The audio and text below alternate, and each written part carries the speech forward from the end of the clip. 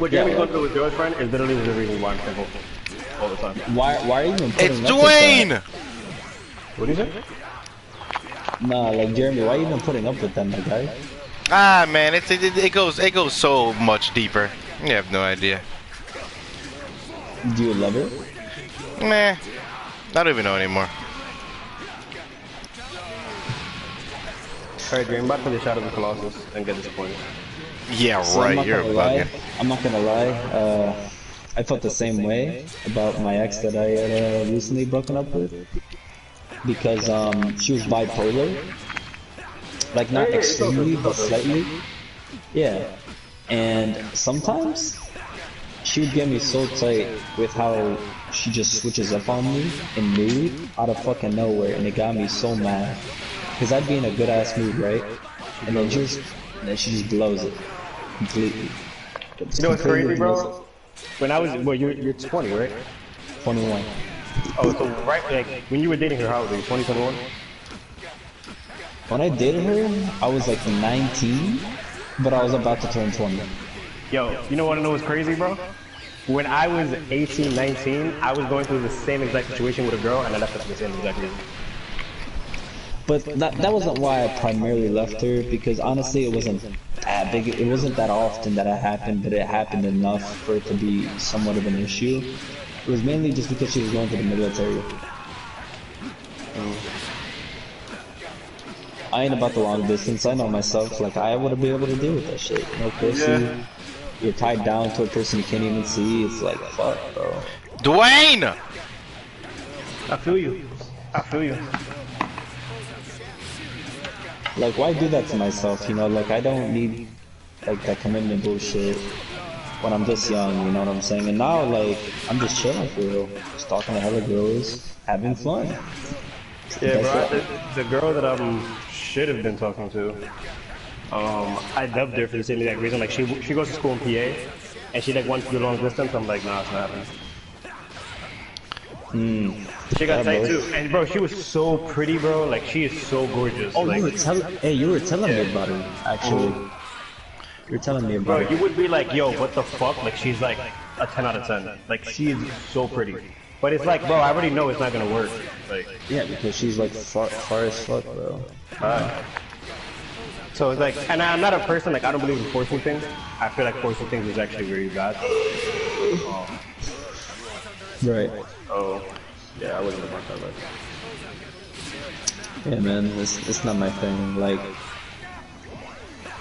at least me and her, like, ended it on a good note, because when she came to grab her stuff, I was low-key being petty at first, but then I knocked on her car window and talked to her for a bit, and then we kind of left it on a good note, which I'm glad that I did. Well, that's good. I can't say the same about the girl that I did with. Like, the way it happened actually was pretty funny. Like, we had gotten into like an argument like before we got into my house. Or no, like she came to my house and we got into an argument. I forgot what it was about. And basically, like she came over and she was super tight, and then we had sex. And then the sex was really good. And then I was still really pissed. Like I was really mad. And I was like laying next to her, and she was talking. Wait, what were you mad about? I forgot what it was because it was so long ago. It was like a couple years ago. So, but I was still mad about it because I felt like, because I was just mad about like how we always used to argue all the time. And mostly it was because of her. And is this the girl from the PA, or is this a No, different girl? come on, the other girl. The girl who's bipolar. The girl who's bipolar. Okay. And I was still tight because I just felt like we were always arguing. And then like she was talking, like we finished having sex, we're like laying down in bed. And she's like talking, and I look at her, and I'm literally like, you know what gets me fucking tight? That the only time that we not arguing is when after we fuck.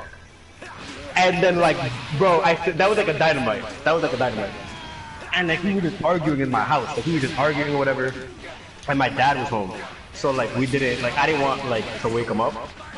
And I was like, oh, let's just go outside and talk. And then like, we were arguing outside and she was like yelling at me and she's like, you always do some dumb shit, blah blah. I'm like, you're fucking crazy. I can't fucking stand you. Whatever. I'm like, yo, I need some space. I need some space. We need some space. And she was like, what do you mean you need some space? I'm like, I need some fucking space. You wanna fucking argue every fucking day and I'm tired of it. And bro, I'm like not the person, like I never yell, like I never really get tight, but she like got me to like, she got me I was fed up, bro, I was fed up. And like, we were just arguing, like it was literally outside, bro, like and you have to understand, like we look crazy, cause like we're in front of the train station arguing. And she's like, what are you reading? I'm like, what a fucking break! You drive me crazy! Anytime I talk to you, I get annoyed. That's what it got to a point of. And to be honest, at that point, like I really just wanted a break because, you know when you just see somebody and they annoy you? Yeah. Like that's how it felt. Every time I saw her, I was just annoyed. Like she would open her mouth and I was just annoyed. Because it was just like she got it to that point. So I wanted a break so that like it could calm things down between us. So you can actually miss her? You know what I'm yeah, and like I just needed to like calm, like we just needed to like calm things down. And then like every day she would hit me up, like, did you think about it? Do you think about it? Did you think about it? Like what's wrong? Blah blah blah. And I was just like, bro, relax. And then like after that, like we just never fixed it. And I was like, it was really dope. Yeah, bro. My ex, she fucking. The day I broke up with her, so we were supposed to have a talk. Oh, I hear somebody mad low in the distance. Yeah. Yeah. But like, yeah. No, Who is this? Like, me and her were laying in bed after we just. Dwayne! Watching a movie, right? Yeah, there's Dwayne. Dwayne, raise your mic sensitivity. Raise my mic sensitivity. Damn, why is that Hold, so loud? hold your PlayStation button. Right? Hold my PlayStation back. And then go to sound in devices. And then it should say adjust microphone level. Okay. Yeah, but you still sound low as fuck.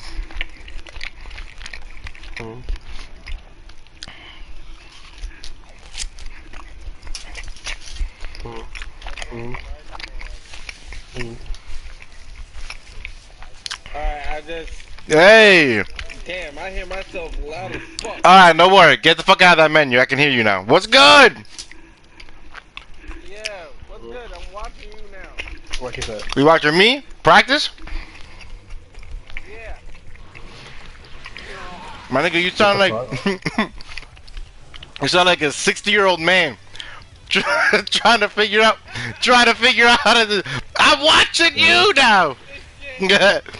What is a station Xbox? I don't understand.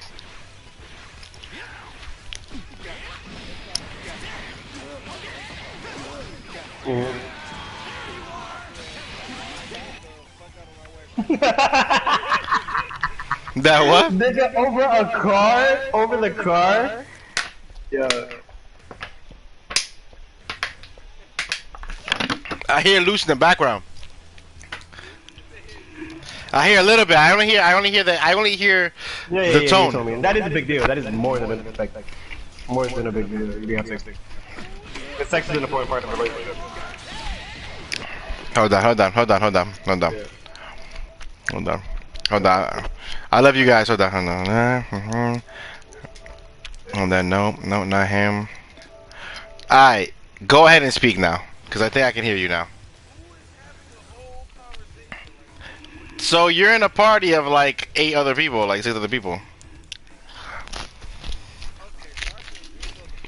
Yeah. So hold the PlayStation button. And go to party. And go basically over everybody that you don't know. And you press X over their name. And then it says mute chat audio.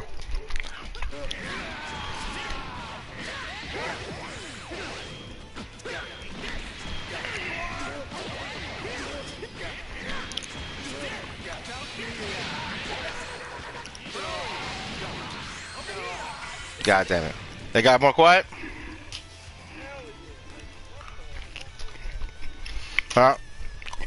That is called people.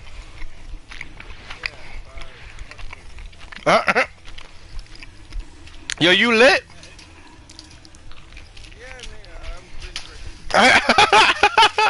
You sound lit.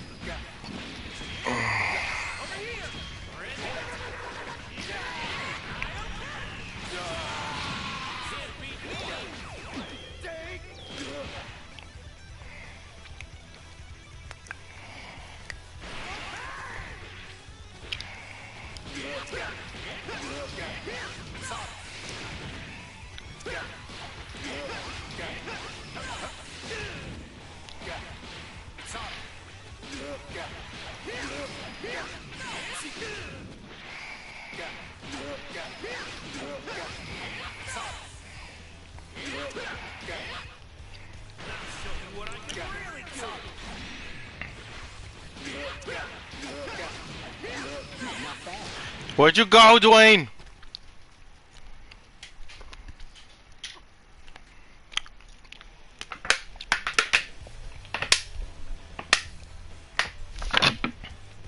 Dwayne! Where you disappeared to?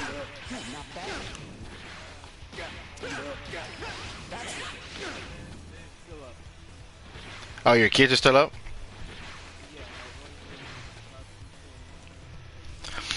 Oh. I was just trying to get out. Now you're here. Now the rules is you have to talk. What's good? What's good is putting kids to bed. He said, what's good is taking kids to bed.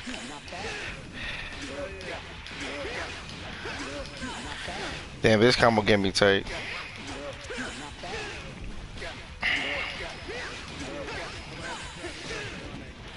That sounds like a plan, my guy.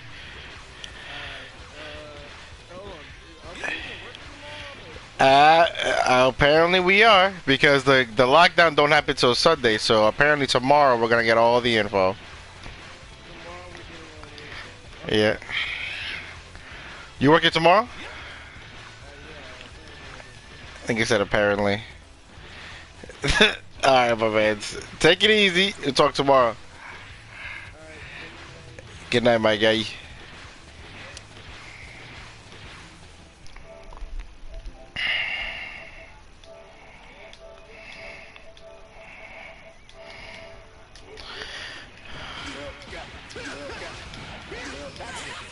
Yo, son, this combo getting me tight.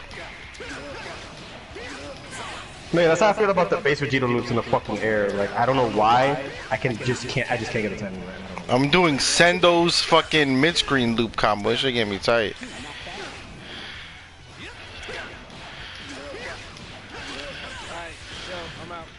Alright, my guy. Later. Yeah, son. Are you broadcasting? Yeah, I was. Or I still am, I think. Oh, okay.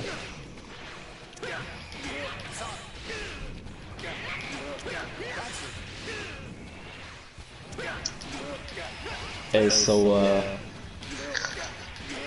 whatever dudes I was fighting, it was my friend, but it was a dude on rank.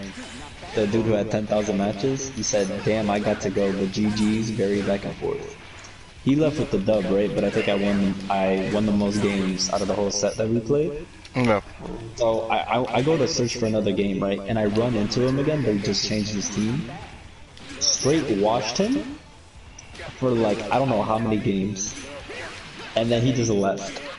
Because this man just didn't want to play me anymore, but then he ran into me again, but then realized, damn, he's the only one at my rank right now playing. So I have to fight him.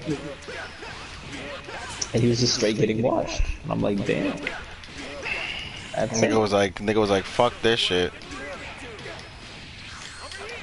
I didn't, and my friend that I fought, I didn't even realize I was fighting him. But I know he was tight. He said, hey yo, that was nice, but I started to get a little too baked after like 5 matches. We should play again when I'm not gone as fuck. I'm like, yo. Nigga was gone, bro. Well, you up to the point where niggas compliment you? I'm still in the part of the game where niggas send me hate mail and I do chaos every time.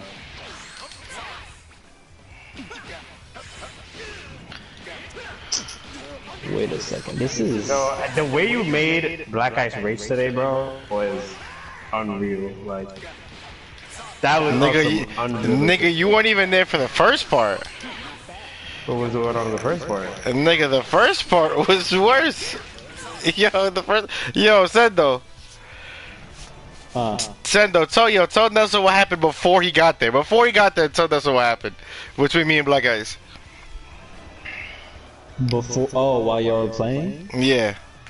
My boy Solid was watching him, made him go green square, and then what did he I say? was there when he went green square. No, Oh, it you was were telling me before. about It was Mayonnaise. before. Okay. And then what happened? So when Black Ice went green square, this man said, "I feel disgusted." He of said, I feel myself." disgusted with myself. I don't even want to play this Yeah. game anymore. Yo, this nigga.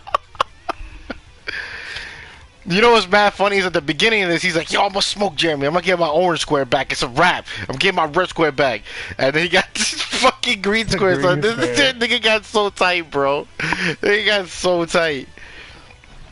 Then now nigga wants a first to 10. Bro, I have a video recorded. I'm putting it in the chat to get him tight after what he did today. But he remember how he was talking OD shit like I couldn't beat him with base Vegeta or whatever. So I beat him with base Vegeta like mad times, mad fucking times. But the last game, like he kept on every time I was about to get off, he was like, "Yo, give me one more time, give me one more chance." So I could give him one more chance, and I kept beating his ass. So I'm like, "Yo, that ass is the last game, the very last game I'm playing. I'm dumb tired. It's about to be 4 in the morning." And he's like, "Bet." And he clapped my first 2 characters, and I killed all 3 of his characters with base Vegeta. And he got so tight, he just rage quit. Like, he rage quit. And I saved it. I wonder what goes on through his head, bro, sometimes. I really do. Like, I don't know. sometimes I feel like it's like a mental illness. I don't know. Well, when did Bike But leave, by the way? Something's not up there. And the thing is, like, I feel like he's not dumb. So, like, why does he act this way? Ooh. Black So Ice. the- Like, he's about not what? dumb. He just be acting like the way he does. How to explain it? What, over Dragon Ball? No, over just in general, over everything.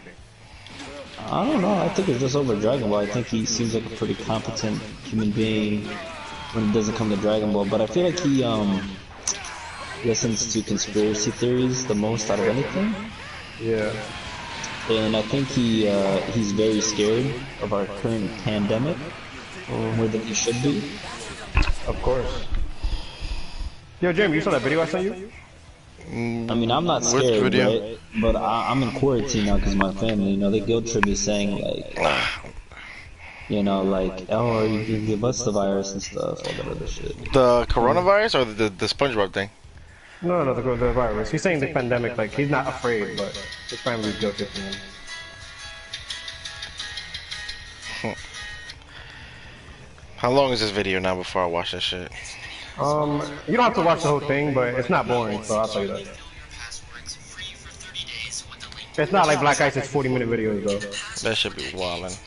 He be sending 40-minute videos that are literally saying the same thing in different ways. And I'm like, okay. Includes things like earthquakes, droughts, epidemics, and fires. Although, of course, not all disasters are equally memorable.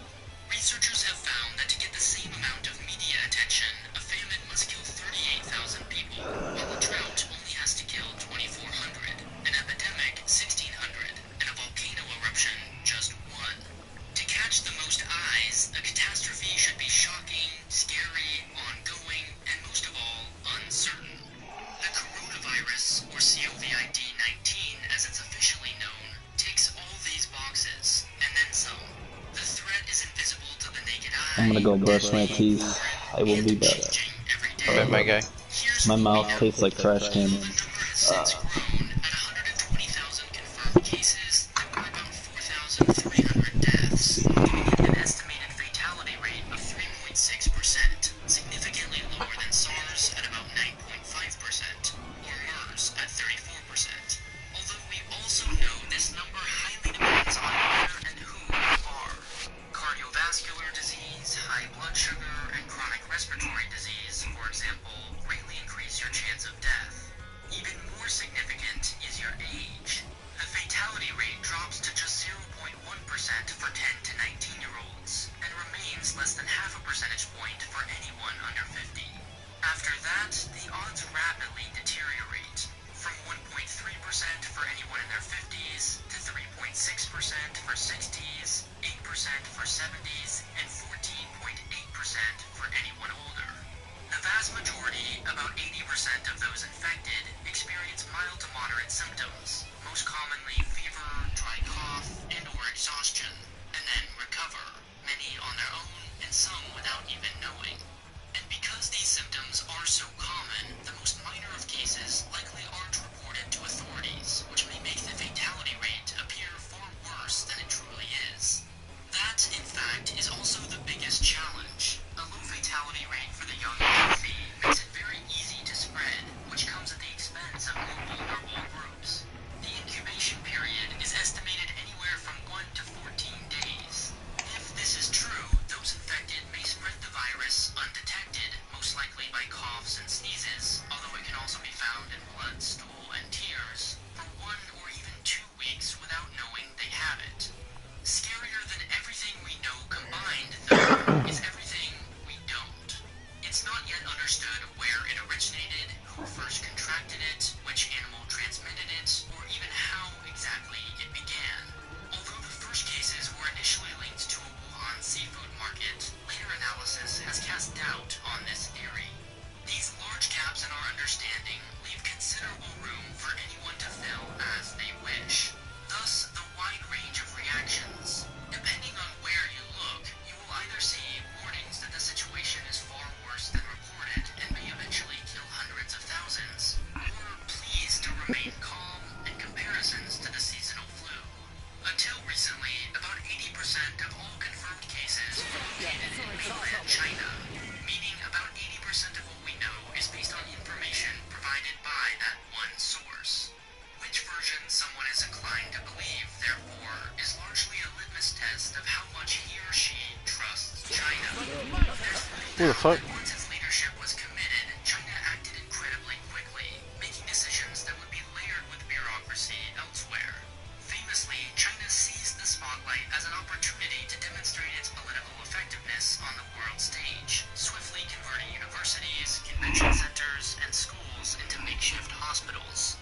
According to a New York Times estimate, over 700 million Chinese have been simultaneously quarantined, a feat that requires an unthinkable degree of both political and cultural solidarity. Its state-owned telecoms collected travel records of every phone in the country, enabling checkpoints to quickly deny access to high-risk individuals. In that same spirit of national brand building, Chinese diplomats have given over 400 media interviews, published over 300 articles, and the city of Shanghai sent 500,000 face masks to the center of the South Korean outbreak. China has tried to disassociate itself from the outbreak, suggesting it may have originated elsewhere. It's also repeatedly congratulated itself for slowing its spread, which it argues would be far worse if not for its diligent work. What can't be overlooked, however, is the phrase, once its leadership was committed.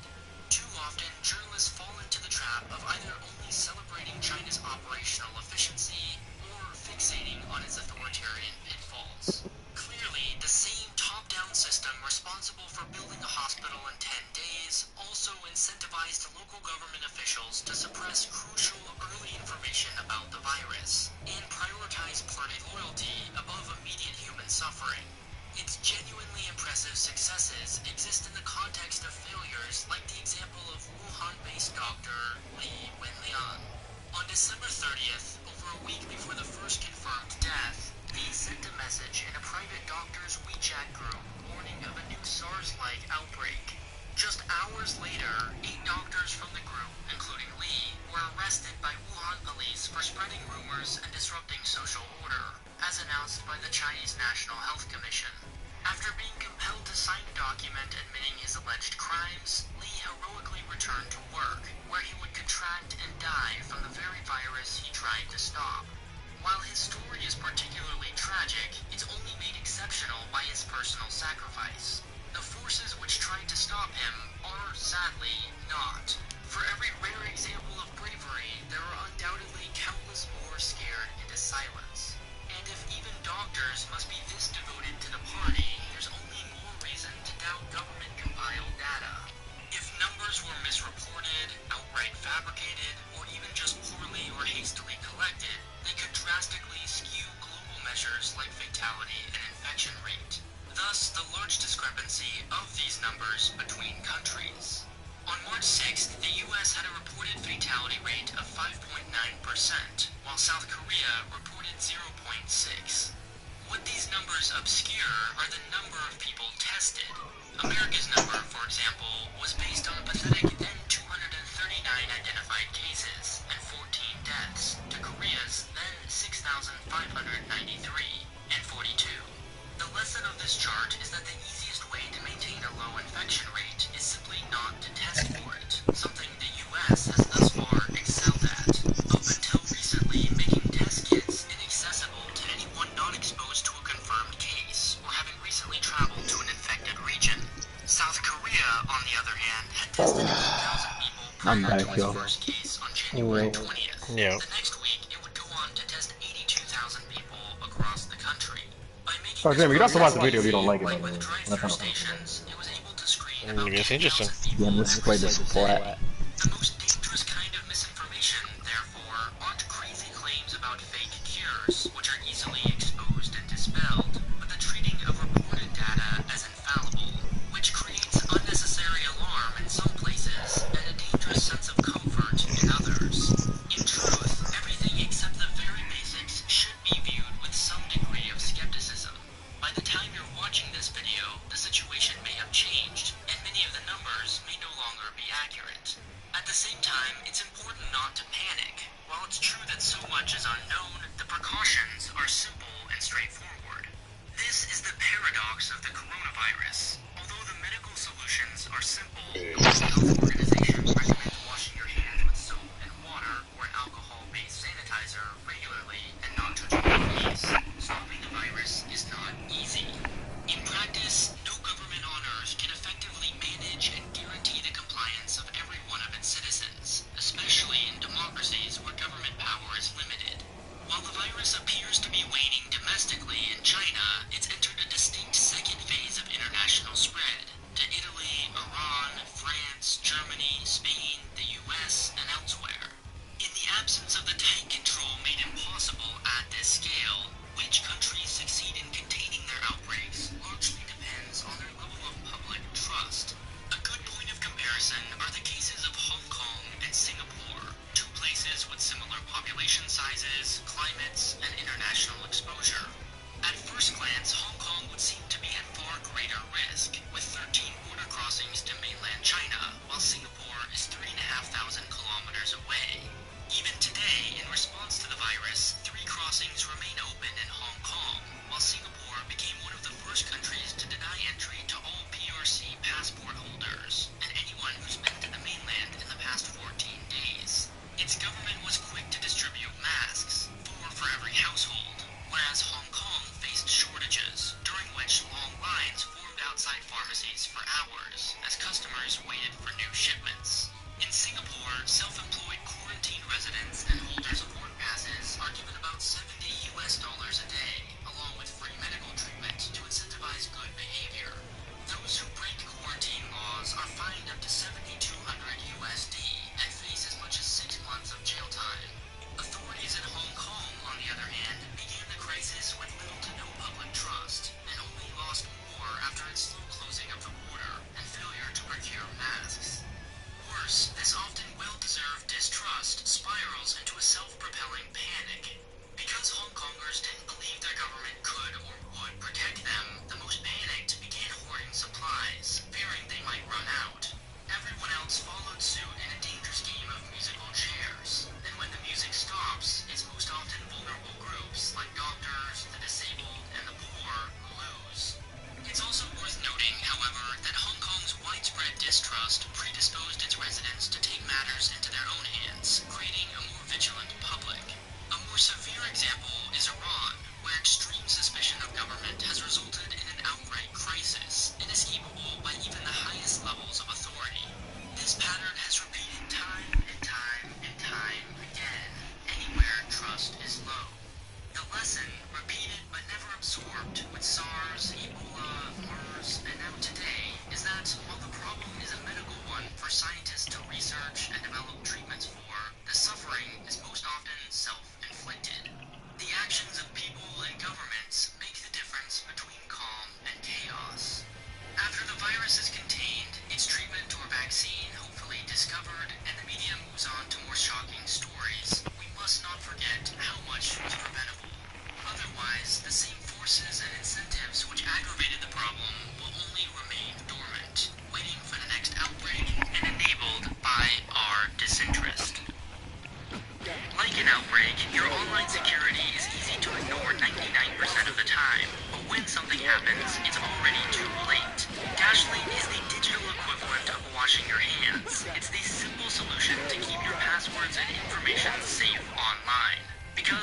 another outbreak, it's only a question of when, not if, another big hack will occur. Except it's even better, because unlike washing your hands, Dashlane saves you time. Even if you think you have nothing to hide or nothing of The value sponsor. to find, Yes, sir. Culture swell, right? Well, that's interesting. Definitely interesting information. Yeah. That just proves further how we're in a Cold War. Because if you think about it, like the response that the U.S. is having right now is the same response that China's having. But I feel like since they the U.S. I feel like is now realizing like, damn, we kind of took it too serious. So now they're not testing purposely so that their numbers remain low and the risk still seems high. When realistically, a lot of people aren't dying compared to other viruses that we have and on the daily. So that's just moving further how we're in a Cold War, because we're kind of be like, well, we have a greater response to this virus because we're a better, you know what I'm saying? Like, it's just a dick measuring competition. It's always gonna be one. And what's crazy that I was telling Black Ice that, and he thought I was just disagreeing with him, and he was just like, no, you're wrong! I'm right! Even though he was literally saying the same thing I was saying. No, fuck you.